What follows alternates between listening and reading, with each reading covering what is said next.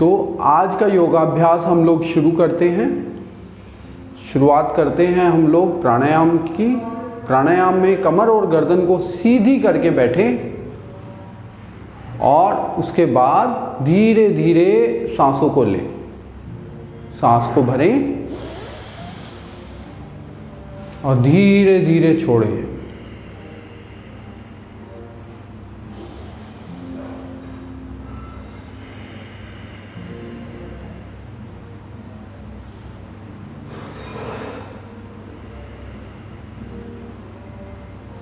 लगभग 5 सेकंड में सांस को लें और 8-10 सेकंड में सांस को छोड़ें। सांस धीरे धीरे लेना है, धीरे धीरे छोड़ना है। आंखों को सौम्यता के साथ बंद रखें।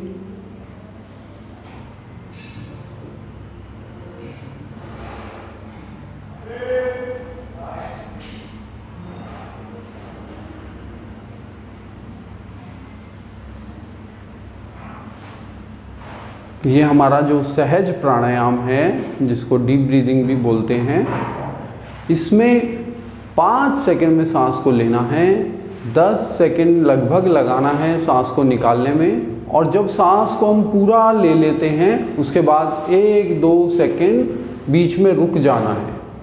सांस को लिया, फिर 1-2 सेकंड होल्ड और फिर धीरे धीरे सांस को निकाला। 5 सेकंड में भरा सांस को, 1-2 सेकंड रोका और 10 सेकंड लगभग लगाने हैं सांस को निकालने में।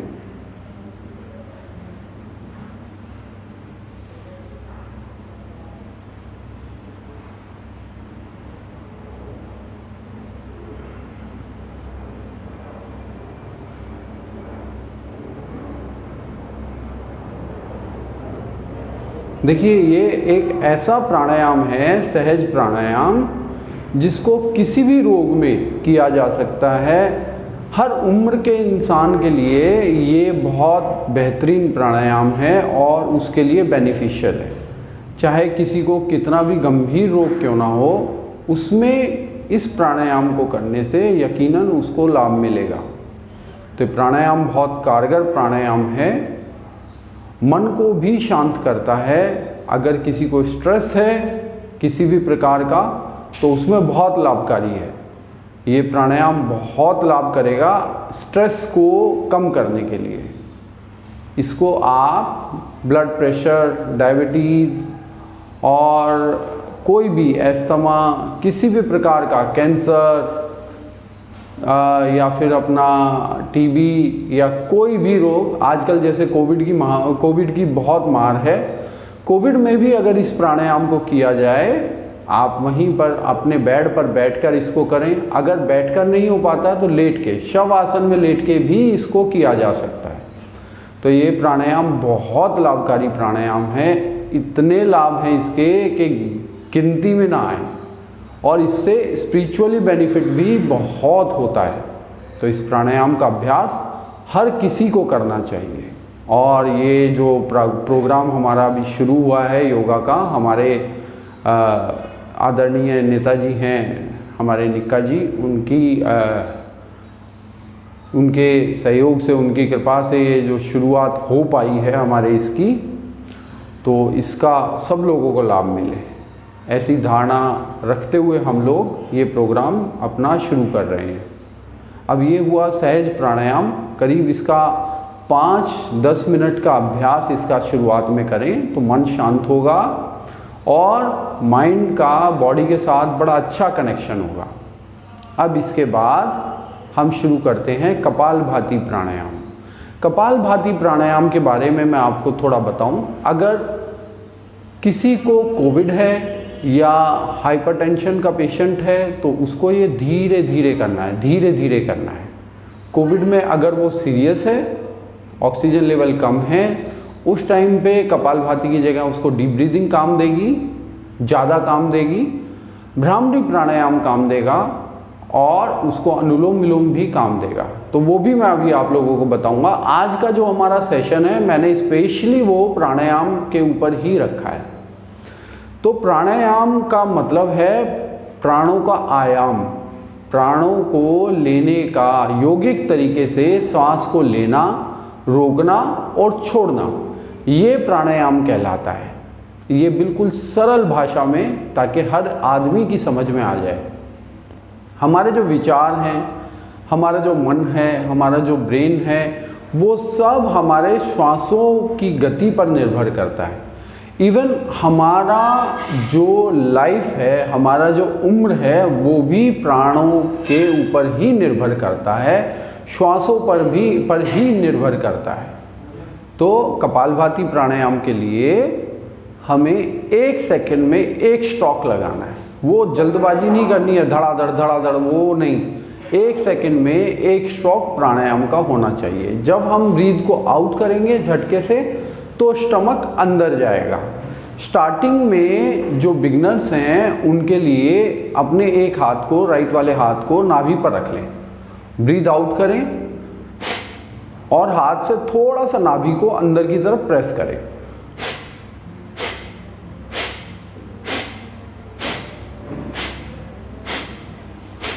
इससे आपको इसकी एक्यूरेसी समझ में आएगी, आप लोग गलती नहीं करेंगे इसको करते हुए, और बड़े काम का है ये, इजी सा तरीका है स्टार्टिंग में इसको करने के लिए, इसको समझने के लिए। कई लोग मैंने देखा है, वैसे तो बिल्कुल ही ईजी प्राणायाम है, बट इसको करते हुए कई लोग फिर भी गलती करते हैं। तो हम लोग नहीं करेंगे, हम लोग इसको स्टार्टिंग में ही ऐसे सीखेंगे कि हमेशा इसको एकदम एक्यूरेट ही करें। तो उसके लिए पहले हाथ रख के करें,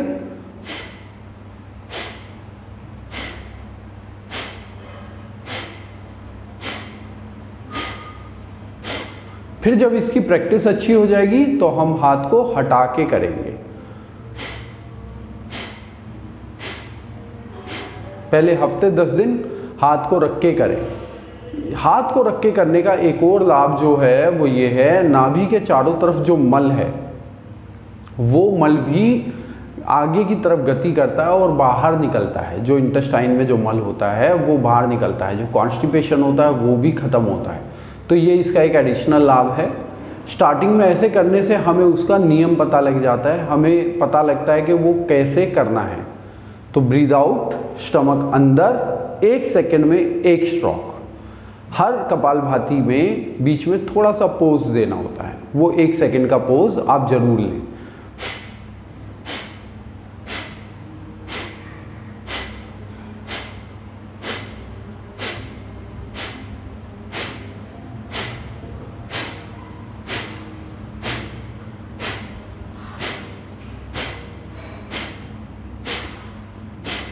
इस प्रकार से इस प्राणायाम का अभ्यास हम लोग लगभग 10 मिनट तक कर सकते हैं।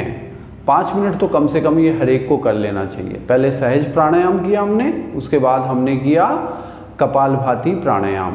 तो ये हमारा कपालभाति प्राणायाम था। इसमें कुछ एडिशनल चीज़ें भी हैं जो अगर हम ऐड कर देते हैं तो इसकी एफिशिएंसी को और बढ़ा देती हैं। जैसे कि अभी हमने कपालभाति में ऐड किया, एक तो नाभि पे हाथ रख के, इससे पेट को चलाना आ जाता है। वैसे तो नॉर्मली जब भी हम सांस को लेते हैं तो हमारा पेट फूलता है, सांस को छोड़ते हैं तो हमारा पेट पिचकता है ना। तो ये अब जब प्राणायाम करने बैठते हैं फिर भी कई लोगों से ये गलती होती है, तो हमें उसके लिए ये हाथ का सहारा लेके कुछ ही दिन में इसका अभ्यास अच्छा हो जाता है। दूसरी चीज, इस प्राणायाम को किया जाता है कुछ स्पिरिचुअल बेनिफिट के लिए भी, कुछ अपनी सोई हुई शक्तियों को जगाने के लिए भी। जो हमारा सबसे नीचे का चक्र होता है, मूलाधार चक्र जो होता है, उसके लिए भी ये बहुत बढ़िया काम देता है। और जो वो सोई हुई शक्ति है उसको जगाने के लिए भी, जिसे हम कुंडलिनी बोलते हैं, उसको जगाने के लिए भी ये बड़े काम का है। इसको करते हुए बस इसमें साथ में एक हुम का मंत्र, मनी मन में हुम हुम, ये वाला शब्द मनी मन में आप इसमें ऐड कर दें। और अश्वनी मुद्रा, अपने गुदा द्वार को हर बार जब ब्रीद आउट करते हैं तो ऊपर की तरफ संकुचित करें, ऊपर की तरफ उसे खींचें फिर छोड़ें, खींचें छोड़ें। तो कपालभाति प्राणायाम में हमने क्या क्या चीज़ें ऐड की, एक तो हाथ से ऐसे नेवल को प्रेस करना जब ब्रीद आउट करते हैं। नंबर 2, हुम की ध्वनि, हुम हुम, ऐसे मन ही मन में, मुंह से बोल के नहीं। और नंबर 3, गुदा द्वार को ऊपर की तरफ खींचना। तो ये तीनों चीज़ें मिला के हमने कपालभाति में ऐड कर दी। इससे इसके एफिशिएंसी बहुत बहुत बढ़ गई है। तो ये आपको स्पिरिचुअल बेनिफिट भी देगा और फिजिकल तो ये देता ही है, जैसे कि सब लोग करते हैं। और इसको फिर से एक बार थोड़ा सा अभ्यास आप लोगों के साथ मैं भी कर लेता हूँ। चलिए शुरू करते हैं।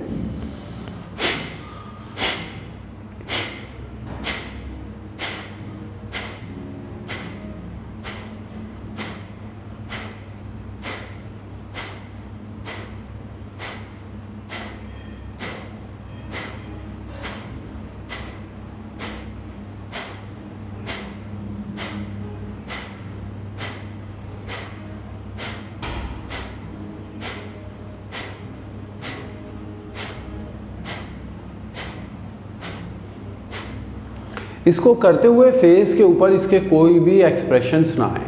कई बार हम करते हैं तो फेस बड़ा गंदा सा बना लेते हैं, आंखों को मीचने लगते हैं। वो सब काम हमें नहीं करना है। आंखों को बिल्कुल सॉफ्ट रखते हुए, फेस को बिल्कुल नॉर्मल रखते हुए हमें ये प्राणायाम दोहराना है। तो अब इससे आगे हम बढ़ते हैं। कपालभाति के बाद एक नेक्स्ट प्राणायाम है हमारा भस्त्रिका प्राणायाम। जब भी आपका शरीर बहुत थका हुआ हो या आपको फीवर हो, उस टाइम पे कपालभाति और भस्त्रिका को ना करके आप बाकी के प्राणायाम करें तो इसका नुकसान तो कुछ नहीं है, बट ये ताकत वाले प्राणायाम हैं, शरीर को थकाते हैं, थोड़ी वीकनेस सी फील होती है उस समय पर। तो ऐसे टाइम पर आप लोगों को अनुलोम विलोम, भ्रामरी, ये प्राणायाम ज़्यादा कर लेने चाहिए, या फिर सहज प्राणायाम जो हमने शुरुआत में किया।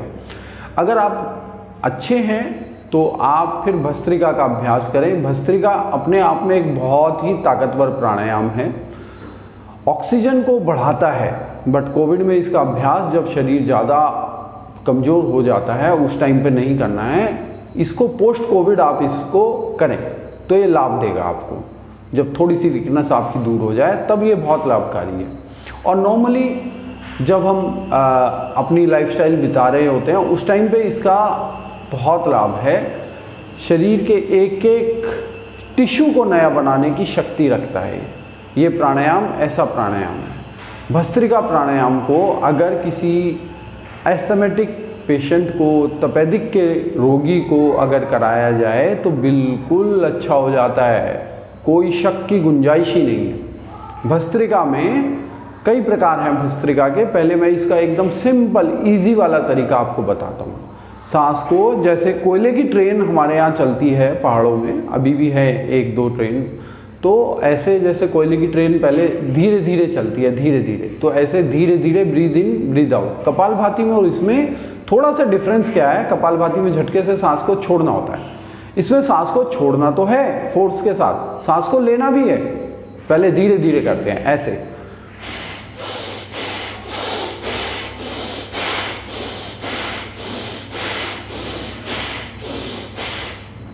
थोड़ी देर बाद इसके पेस को थोड़ा बढ़ा देंगे हम।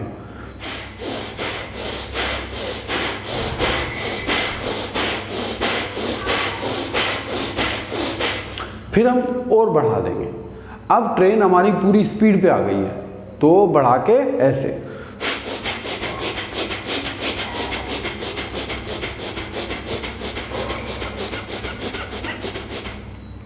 फिर वापसी आते हुए भी जब हम इसको ख़त्म करते हैं तो पहले स्पीड को थोड़ा घटाते हैं और थोड़ा घटाते हैं, फिर बिल्कुल स्लो करके इसको करते हैं।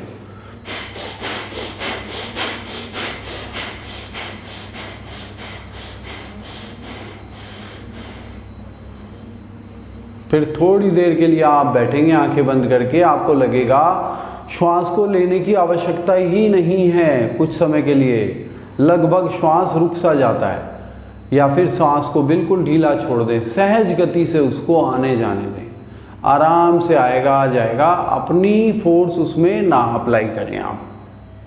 तो पहले थोड़ा नॉर्मल होने दें शरीर को, सांस को धीरे धीरे आने जाने दें।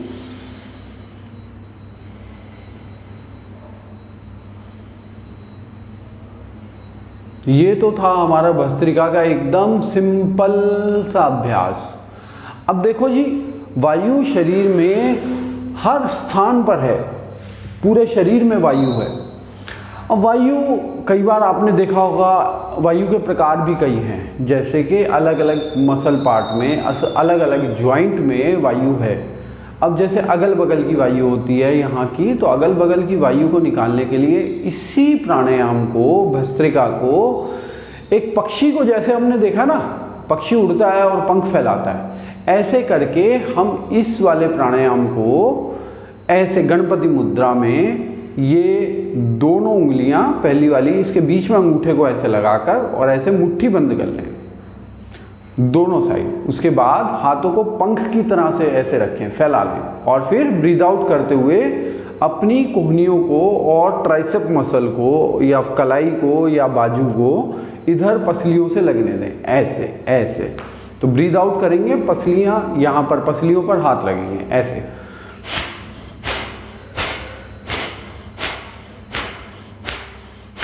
जैसा कि मैंने बताया था, पहले धीरे धीरे, फिर थोड़ा तेज, फिर थोड़ा तेज। कोयले की ट्रेन का एग्जांपल हमने दिया था ना। फिर उसके बाद ये पूरा फास्ट स्पीड पे आएगी।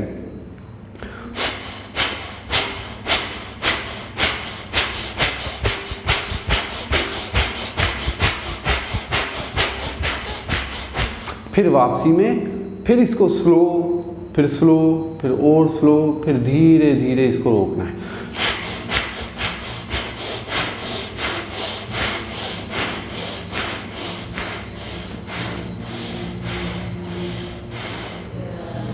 फिर थोड़ी देर शांत भाव में बैठना है, सांसों को धीरे धीरे आने जाने देना है। आराम से सांसों को आने जाने दें।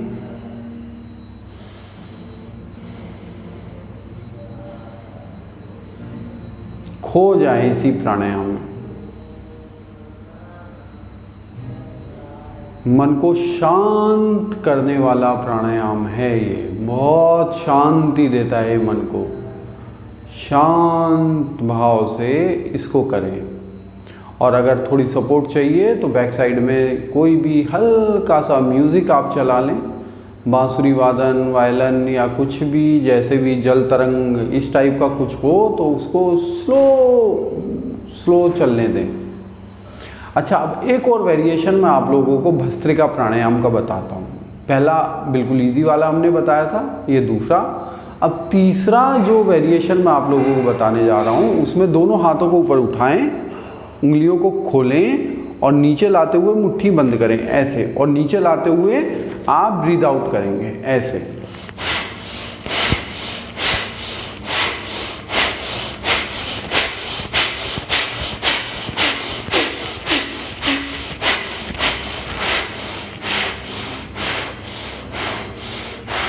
अपनी क्षमता के हिसाब से पहले धीरे धीरे शुरू करें, फिर स्पीड को बढ़ाएं, फिर और बढ़ाएं, फिर और बढ़ाएं, फिर पूरा स्पीड पे आएं, और फिर छोड़ते हुए भी पहले थोड़ा कम, फिर और थोड़ा कम, फिर और थोड़ा कम, ऐसे करके इसका अभ्यास हमें करना है। तो इसको, जो हमारा भस्त्रिका प्राणायाम है, इसको जब हम 16 बार करते हैं, 16 बार भस्त्रिका प्राणायाम का जब हम अभ्यास करते हैं, तो मन एकदम शांत हो जाता है, थॉटलेस वाली स्टेज आने लग जाती है। और अगर इसके बाद आप मेडिटेशन की प्रैक्टिस करते हैं तो गहरे ध्यान में चले जाएंगे, और बहुत कम मेहनत पे गहरे ध्यान में चले जाएंगे। इसका ये बहुत अच्छा लाभ है। तो इसको जरूर करना चाहिए, सबको करना चाहिए। बट जब शरीर कमज़ोर हो तो भस्त्रिका का अभ्यास ना करके बाकी प्राणायामों का अभ्यास करें। फिर कुछ टाइम के बाद आप भस्त्रिका का अभ्यास कर सकते हैं। तो ये हमारे भस्त्रिका के मैंने आपको 3 वेरिएशन बताए। बहुत सारा मटेरियल दे देने से भी क्या होता है, आदमी कंफ्यूज हो जाता है। तो अभी के लिए तो इतना बहुत है हमारा। फिर धीरे धीरे आपको और भी कुछ आगे की बातें इन्हीं प्राणायाम में, थोड़ा एडवांस और जो हमारे सूक्ष्म शरीर से रिलेटेड है, या और हेल्थ में डीप में जाके हम प्राणों के साथ इसको कैसे गहराई वाले काम किए जा सकते हैं इससे, उसके बारे में भी थोड़ी थोड़ी चर्चा हम बीच बीच में करते रहेंगे। तो अभी ये हमारा था भस्त्रिका प्राणायाम। आज का जो सेशन है हमारे निक्का जी की सहयोग से ये जो शुरू हुआ है, आज का सेशन मैंने स्पेशली आपको प्राणायाम के बारे में समझाने के लिए रखा है कि प्राणायाम आप लोगों को पूरी अच्छी तरह से समझ में आए और आप निरंतर इसका अभ्यास करें। आसनों से थोड़ा ज़्यादा लाभ प्राणायाम से हो जाता है। तो प्राणायाम अगर शरीर को स्वस्थ रखने के लिए किया जाए तो बहुत जल्दी स्वास्थ्य में आपको फ़ायदा पहुंचता है। तो ये 2 प्राणायाम हमने अभी किए, एक कपालभाति हमने किया, फिर एक हमने भस्त्रिका किया। अब इसके बाद हम थोड़ा आगे बढ़ते हैं। अब हम अनुलोम विलोम प्राणायाम करते हैं। अनुलोम विलोम प्राणायाम के लिए हाथों की ऐसे मुद्रा आप बनाएं। एक हाथ को गणपति मुद्रा में रख लें जैसा अभी हमने किया था, और दूसरे हाथ में ये 2 फिंगर, पहली वाली 2 फिंगर माथे पर, और फिर अंगूठा राइट अंगूठा राइट नॉस्ट्रल पर, लेफ्ट आर्म का रिंग फिंगर और छोटे वाला फिंगर लेफ्ट वाले नॉस्ट्रल पर रखकर हमें इसको करना है। जैसे कि सांस को लेना है लेफ्ट नॉस्ट्रल से,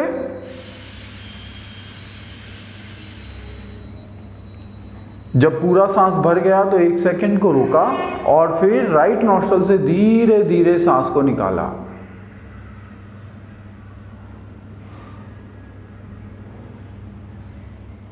फिर राइट नॉस्ट्रल से सांस को भरा, जब पूरा सांस भर गया तो फिर 1 सेकंड को रोका और लेफ्ट नॉस्ट्रल से निकाला। अगर मन को और भी जल्दी शांत करना है तो सांस जब पूरा निकल जाए वहां भी 1 सेकंड के लिए आप रोकें। स्टार्टिंग में तो बिना रोके आपको अभ्यास करना चाहिए, फिर उसके बाद सांसों को रोक के इसमें थोड़ा कुंभक का भी अभ्यास आगे चल के हम ऐड कर सकते हैं, तो उससे इसकी एफिशिएंसी और भी बहुत बढ़ जाती है। जब सांस को हम 1 सेकंड के लिए रोकते हैं, ना सांस आती है ना जाती है, वो टाइम ऐसा टाइम होता है जब हमारा मन बिल्कुल शून्य में चला जाता है। तो इसका अभ्यास जैसे जैसे हम बढ़ाते हैं वैसे वैसे इस प्राणायाम के बहुत सारे चमत्कार सामने आने लगते हैं और मन को बड़ी जल्दी शांत कर देता है। रोगों में एक तरीके से बिल्कुल जैसे मैजिकल इफेक्ट होता है ना, ऐसे जादुई तरीके से रोगों को ठीक करने लगता है। बहुत ही बढ़िया प्राणायाम है। अनुलोम विलोम का अभ्यास अब थोड़ा हम करते हैं। लेफ्ट से सांस को भरा,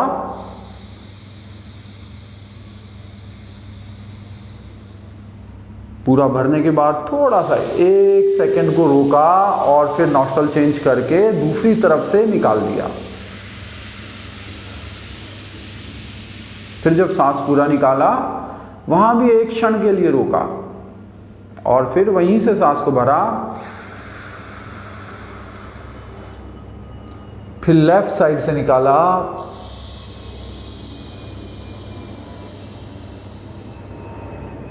फिर थोड़ा रोक के लेफ्ट से फिर से भरा, सांस पूरा भरा, थोड़ा सा रोका और फिर राइट से निकाला।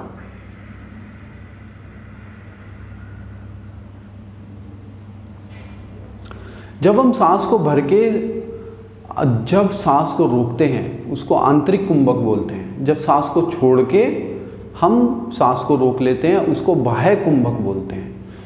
कुंभक लगाने से प्राणायाम के अंदर अगर हम कुंभक लगाते हैं तो उसके लाभ कई गुना बढ़ जाते हैं। तो इसका हमेशा ध्यान रखें। कुंभक के साथ प्राणायाम करना बहुत लाभकारी है, बट ये आगे चल के करना है, अभी नहीं। अभी तो सिर्फ मैंने एक संकेत आप लोगों को किया कि 1 क्षण के लिए थोड़ा सा रुक के आगे चलें।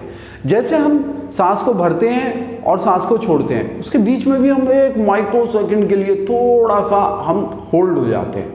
फिर सांस को जब दोबारा लेते हैं तब भी हम थोड़ा सा माइक्रो सेकंड के लिए एक रुकते हैं, पोज आता है। तो उसी पोज को धीरे धीरे बढ़ा के इसकी एफिशिएंसी को हम और भी कई गुना बढ़ा सकते हैं। अनुलोम विलोम प्राणायाम आप लोग करते रहिए, साथ साथ में इसके फायदे भी आप लोगों को बताता रहता हूँ। लेफ्ट से सांस को लिया, राइट से निकाला,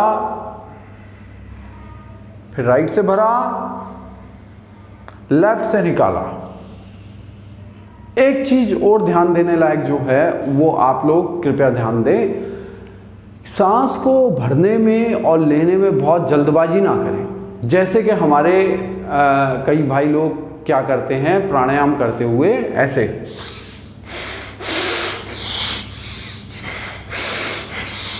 ये वाले तरीके से अनुलोम विलोम प्राणायाम करते हैं। बहुत लोग मैंने देखा है, कुछ हमारे योगा टीचर्स भी ऐसा कराते हैं, टीवी पे भी मैंने देखा है कुछ हमारे योगाचार्यों को इस तरीके से कराते हुए।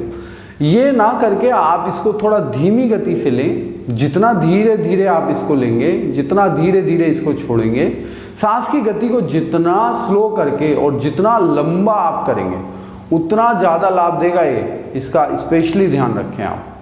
तो सांस को धीरे धीरे लेना है, धीरे धीरे छोड़ना है। इसमें कुछ रेशो भी होता है, कितने सेकंड में लेना है, कितने सेकंड रोकना है, कितने सेकंड में सांस को छोड़ना है। तो उस सब के बारे में भी आप लोगों को बाद में मैं बताऊंगा। अभी तो फिलहाल हम लोग इतना करें कि सांस को लेना, रोकना, छोड़ना इतना हमारी समझ में आने लगे। तो थोड़ा सा और अनुलोम विलोम।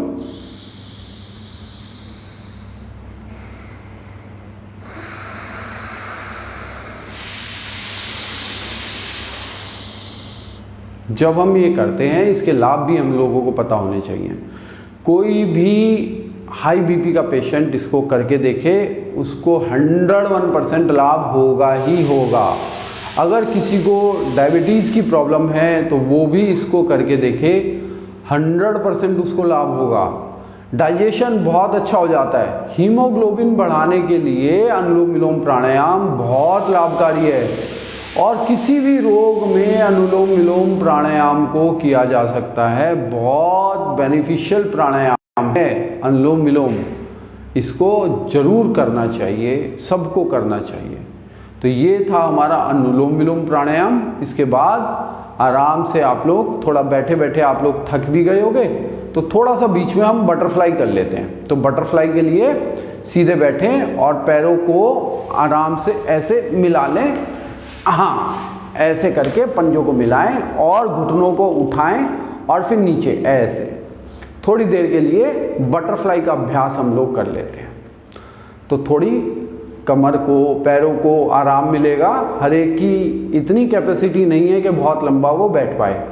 तो बीच बीच में इनसे आसनों से भी हम हेल्प ले लेंगे ताकि हम बैठ पाएँ और लंबा प्राणायाम का अभ्यास कर सकें। प्राणायाम का अभ्यास कोई भी कर सकता है, परंतु उसके शरीर की क्षमता, उस टाइम पे प्राणायाम करते हुए उसकी स्थिति कैसी है, ये चीज़ें बड़ी मैटर करती हैं। हर चीज़ की परिभाषा का अर्थ देश, अवसर और काल देख के हमें निकालना चाहिए। ऐसा नहीं करना चाहिए कि हमेशा एक ही रूल हर एक पे अप्लाई कर दें, वो नहीं होता है।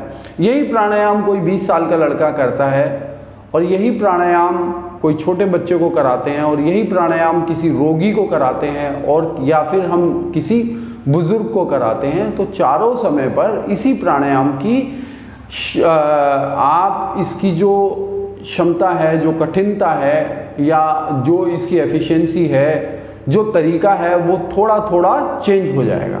जिसके शरीर में ज़्यादा ताकत है उसको थोड़ा ज़्यादा लंबा इसको करा सकते हैं और उसका तरीका हम थोड़ा सा टफ वाला उस पर अप्लाई कर सकते हैं जिससे ज़्यादा लाभ हो। उसके शरीर में क्षमता है, बट कोई कमज़ोर है, बीमार है, बुजुर्ग है, उसको फिर ये धीरे धीरे इसका अभ्यास 1-1 मिनट से शुरू कराएं।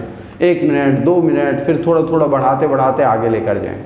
अब इसी प्रकार बैठकर क्रॉस लेग करके सुखासन में अपने राइट आर्म को रखें लेफ्ट घुटने पर और लेफ्ट वाले हाथ को ऐसे पीछे लेकर जाएं और कमर को थोड़ा घुमा दें, ट्विस्ट करें, सहजता के साथ ट्विस्ट करें। फिर कमर को थोड़ा उठाएं 5-6 सेकंड के बाद और थोड़ा ट्विस्ट कर दें। इससे ज़्यादा देर बैठने की क्षमता हमें आ जाती है। फिर दूसरी साइड इसको कर दें। लेफ्ट वाले हाथ को रखें राइट घुटने पर, राइट वाले हाथ को लें पीछे और फिर थोड़ा घुमाएं। फिर स्पाइन को लिफ्ट करें, फिर थोड़ा और घुमा दें।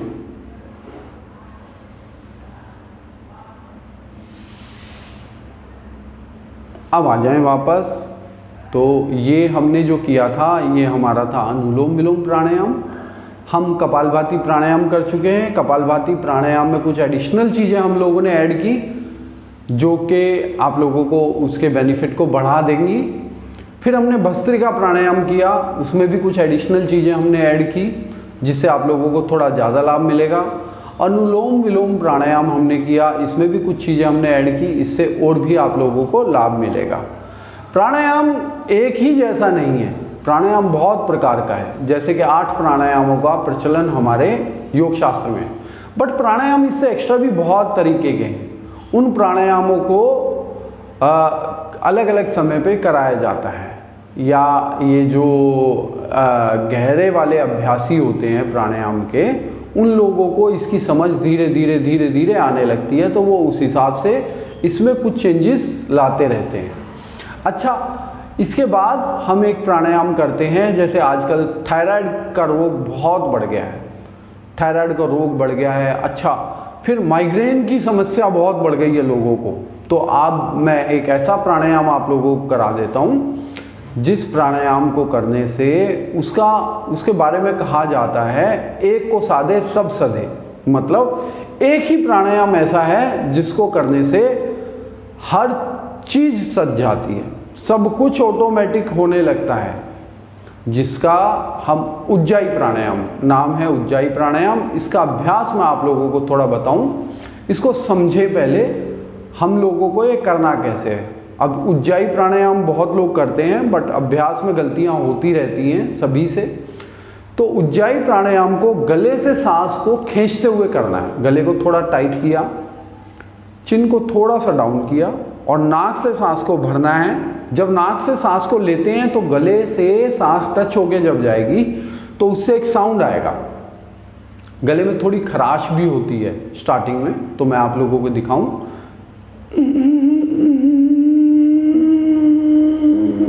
ऐसे करके साउंड आता है।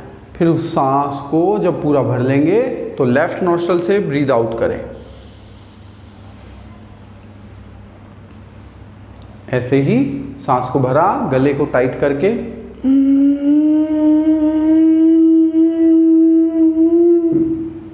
और फिर लेफ्ट नोस्ट्रल से सांस को निकाला। सांस को भरने और छोड़ने के बीच में एक छोटा सा गैप जरूर रखें। सांस को भरा पूरा,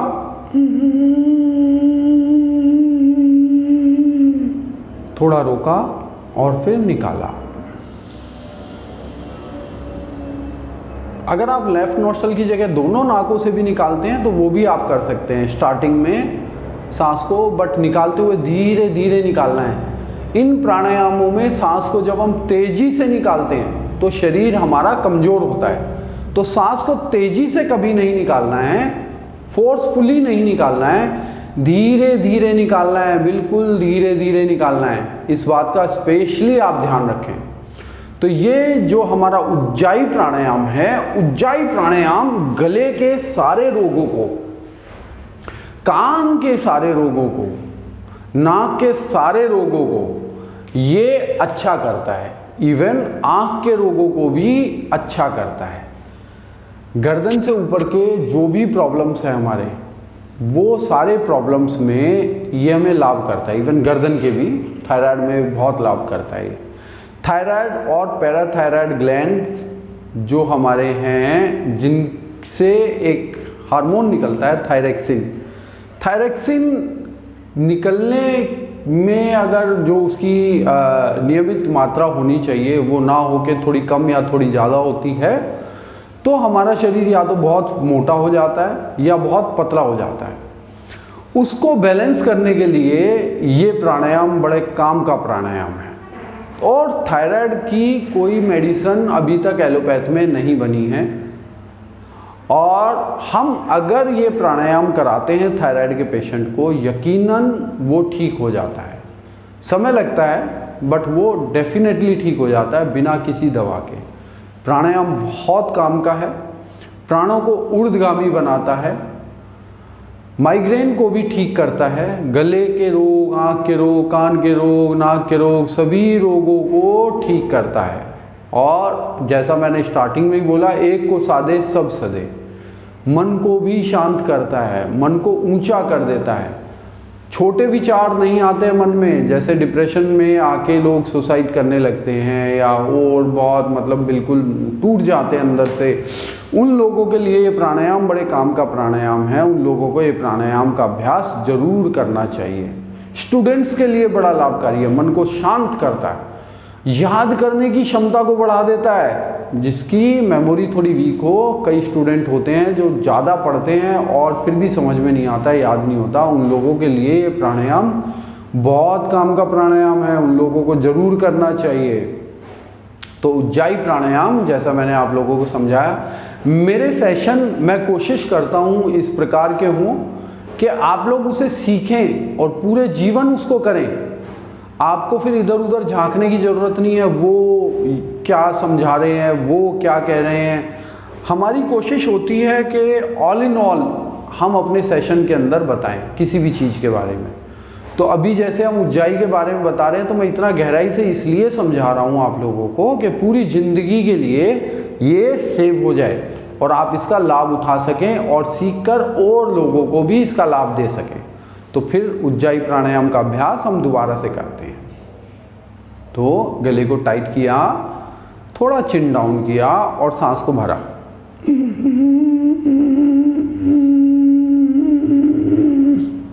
फिर लेफ्ट नोस्ट्रल से सांस को निकाला या दोनों नाकों से सांस को निकाला। कबूतर को देखा है कभी? कबूतर जब सांस लेता है तो उज्जाई प्राणायाम करते हुए सांस लेता है। कबूतर को देख के ही हमारे ऋषियों ने ये प्राणायाम बनाया था। कबूतर की तरह से सांस को भरना है, उसको देखा। फिर इंसानों में, अपने इंसानी शरीर के अंदर उसको देखा ऋषि मुनियों ने कि अगर इसको हम अप्लाई करते हैं तो क्या लाभ होते हैं, तो इसके बहुत बेनिफिट निकले। तो उन्होंने फिर ये बनाया हमारा उज्जाई प्राणायाम। तो इसको कबूतर की तरह से गले को देखना, जब कबूतर सांस लेता है और गुटरगू जब वो करता है तो उसका गला थोड़ा फूल जाता है, टाइट होता है, तब वो सांस लेता है और इससे कुछ मिलती जुलती ही उसकी साउंड होती है।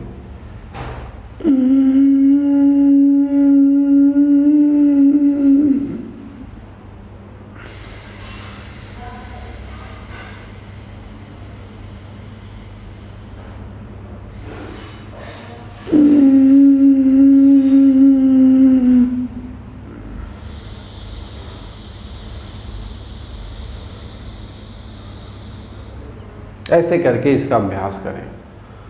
तो ये था हमारा उज्जाई प्राणायाम। अब इसके बाद मैं आप लोगों को भ्रामरी प्राणायाम के बारे में थोड़ा बताता हूँ। भ्रामरी प्राणायाम बहुत शांति देने वाला प्राणायाम है।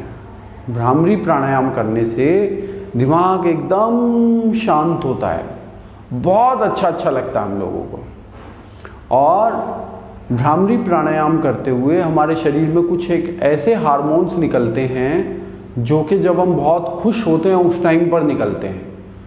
तो ये हमारे शरीर में एकदम एनर्जी को ला देता है, नई ऊर्जा। और इस प्राणायाम से हम लोगों को बहुत शांति भी मिलती है, बहुत शांति मिलती है। कभी जब बहुत स्ट्रेस में आप हो, बहुत टेंशन में हो, इस प्राणायाम का अभ्यास कर लो, थोड़ी ही देर में लाभ मिल जाता है। और बड़ा सुकून देने वाला प्राणायाम है, मन को शांत करता है, हेल्थ को भी अच्छा करता है, हेल्थ को भी अच्छा करता है।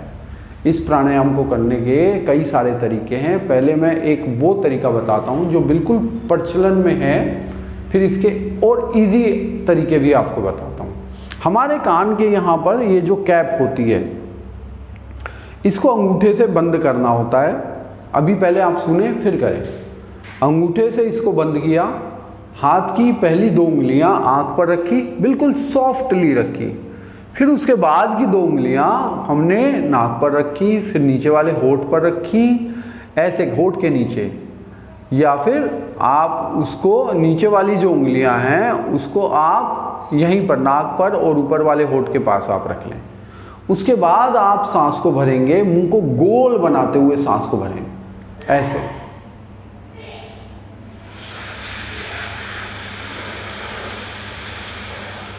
और फिर सांस को छोड़ते हुए गुंजन करना है, भंवरे के गुंजन की तरह से सांस को छोड़ें।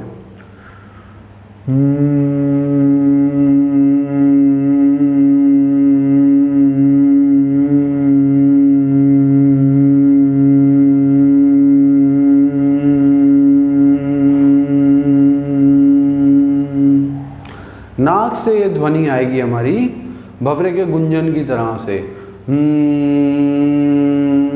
ये तो इसका मैंने वो तरीका बताया जो प्रचलन में है, सभी लोग करते हैं। अब इसी प्राणायाम को बिल्कुल सहजता के साथ आप करें। इसी प्राणायाम को आराम से नीचे हाथ रखें, आंखें बंद करें और सांस को भरें मुंह से।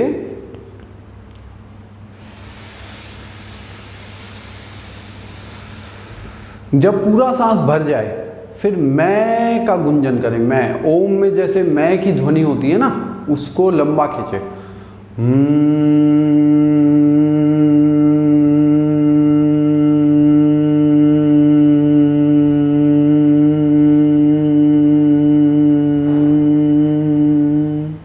सहजता से जितना लंबा हो पाए।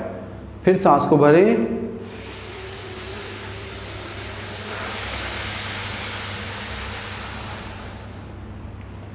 अच्छा, ये भी आवश्यक नहीं है कि आप मुंह से ही सांस को लेंगे, आप नाक से भी सांस को लेकर इसको कर सकते हैं।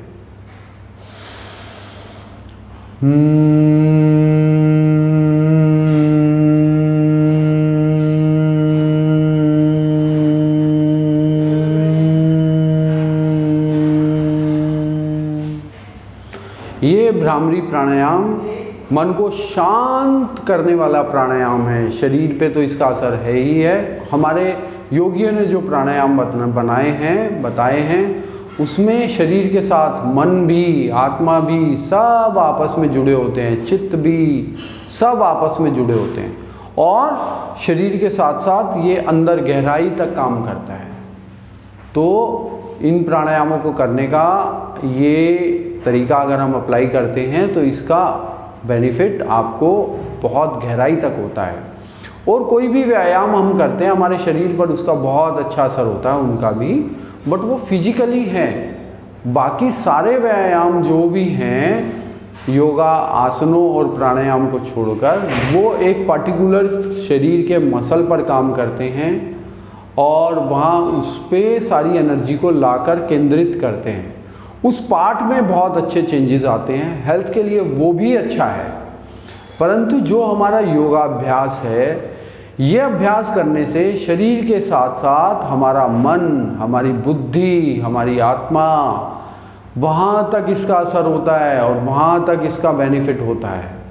और रोगों को ठीक करने में योगाभ्यास इसलिए कारगर है कि गहराई तक जाके काम करता है, गहराई तक जाकर संस्कारों का क्षय भी करता है और ये बहुत गहराई में जाकर आत्मा तक काम करता है। वहाँ से भी चित्त तक, चित्त में जो भी संस्कार हमारे स्टोर हैं वो सब निकाल के बाहर फेंकता है, उनका शमन करता है और वो रोग जल्दी ठीक होने लगते हैं। प्राणों को ऊर्ध्वगामी बनाता है, प्राण ऊर्ध्वगामी होते हैं, उससे भी जल्दी से रोग ठीक होने लगते हैं।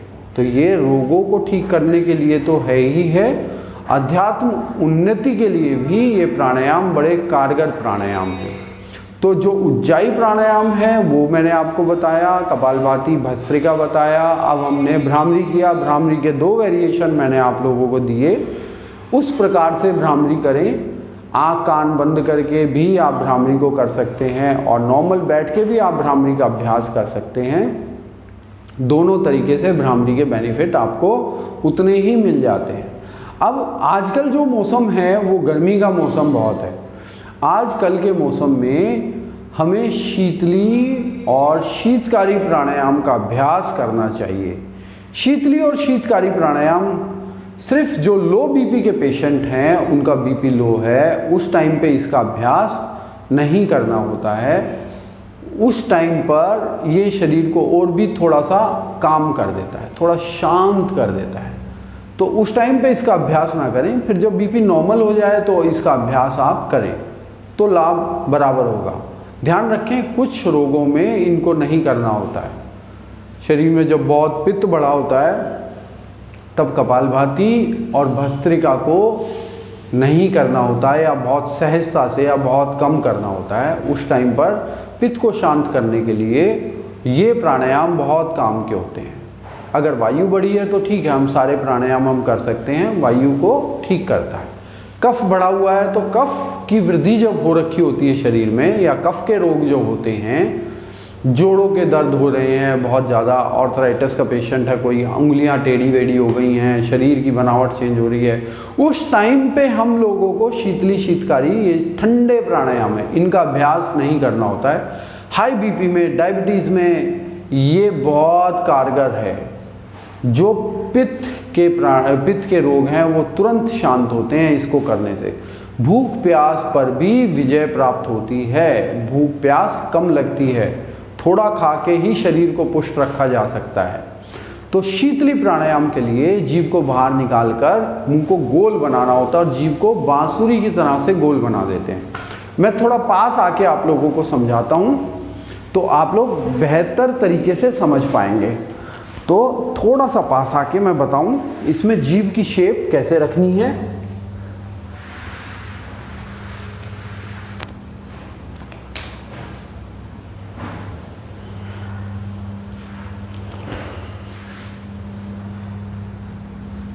देखिए जी, हाँ थोड़ा और मार्जिन है जी, अब ठीक है। इसमें मुंह को गोल बनाया और जीभ को भी गोल किया ऐसे। फिर जीभ से सांस को भरना है, एक्चुअली सांस को पीना है, सांस को पीना है। जैसे पानी पीते हैं ना हम लोग, तो सांस को हम पानी की तरह से पिएंगे। धीरे धीरे धीरे धीरे सांस को भरना है ऐसे।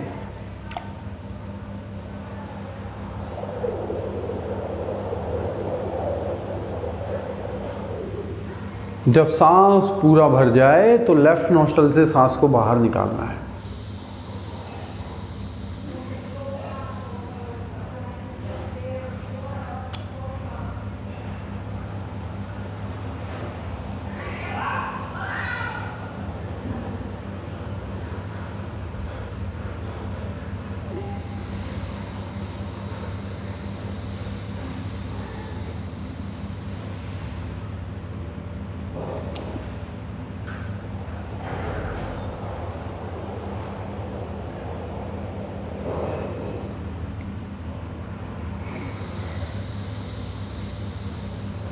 सब लोग करें, साथ साथ में सब लोग करें, इसको बहुत काम का है।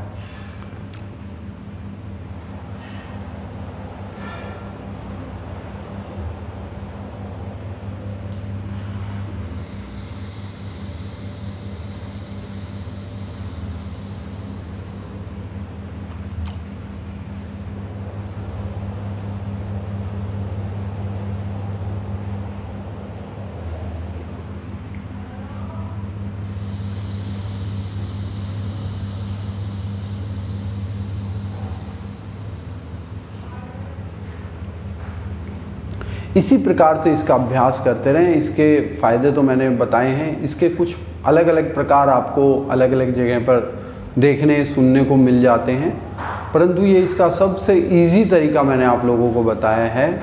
इसमें और गहराई से प्राणायामों को करने के भी कई तरीके हैं जो धीरे धीरे आगे आगे हम आपको बताते रहेंगे और आप उससे लाभ उठा पाएंगे। तो ये काम के प्राणायाम है। उस टाइम पर भी आपको इसके थोड़े से मैं कुछ और गहराई में इसको बताने की कोशिश करूँगा आप लोगों को। तो नेक्स्ट सेशन में फिर थोड़ा और हम आगे की बात करेंगे। आज तो फिर समय बहुत अधिक हो जाएगा, आप लोगों को और भी कई काम होंगे। तो आज हम यहीं पर इसका अभ्यास शांत करते हैं, अभ्यास ख़त्म करते हैं। तो इसको समाप्त करने से पहले हम सब लोग 3 बार ओम का जाप करेंगे। हाथों को जोड़ें या ज्ञान मुद्रा में रखें और सांस को भरें। ओम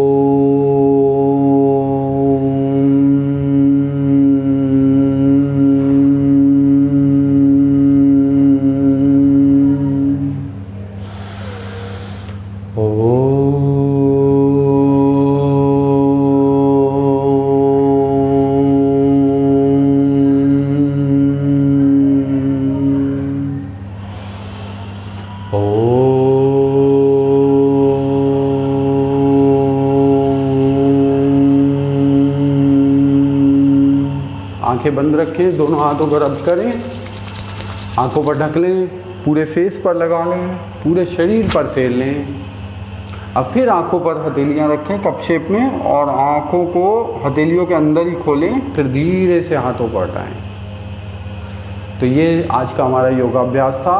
आप सब लोगों का बहुत बहुत धन्यवाद। सब लोग इससे और भी सब लोग इससे लाभ उठाएं, ऐसी धारणा है मेरी। और हमारे रणबीर सिंह निक्का जी का बहुत बहुत धन्यवाद, जिन्होंने ये इतना अच्छा एक कार्यक्रम शुरू कराया। तो इसी के साथ आज का अभ्यास हम ख़त्म करते हैं। सबको जय श्री राम, जय श्री राम।